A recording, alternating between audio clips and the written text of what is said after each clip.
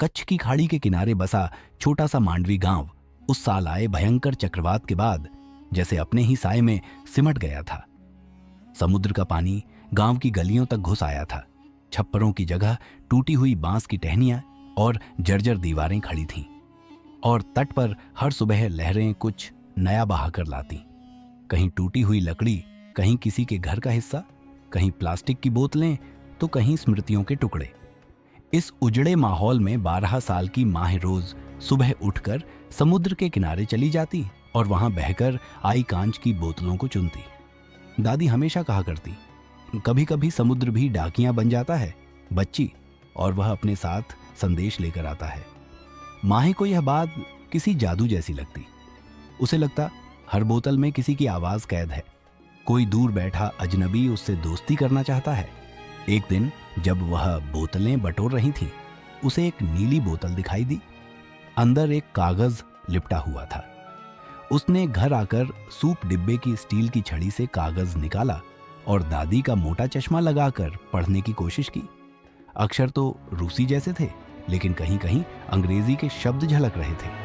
टूटी फूटी अंग्रेजी में लिखा था, मैं जहाज वेरा से लिख रहा हूं। अगर यह पत्र किसी को मिले तो बताना कि हम ठीक हैं। तारीख धुंधली हो चुकी थी। माही ने चिट्ठी मास्टर जी को दिखाई। वह मुस्कुराए और बोले, बच्ची, समुद्र से जवाब धीमा आता है। कौन जाने यह बोतल कितने साल पुरानी हो। लेकिन माही का मन नहीं माना। उसने सोचा, अगर किसी ने भेजा है तो किसी को उसका जवाब देना चाहिए। उसने कागज पर लिखा, हम ठीक नहीं थे, अब ठीक हो रहे हैं, और झूठ की रस्सी से बोतल को बांधकर दूर तक समुद्र में फेंक दिया। उसके लिए यह खेल नहीं, बल्कि दोस्ती का वादा था। धीरे धीरे यह उसका शौकस बन गया। गांव वाले अपने घरों की मरम्मत में लगे थे, लेकिन माही ने समुद्र किनारे 4 ईंटें जमा दी, ऊपर लकड़ी रखी और चौक से लिख दिया, कांच का डाकिया, संदेश छोड़े ले। पहले तो लोग हंसे, लेकिन फिर मछुआरे आने लगे।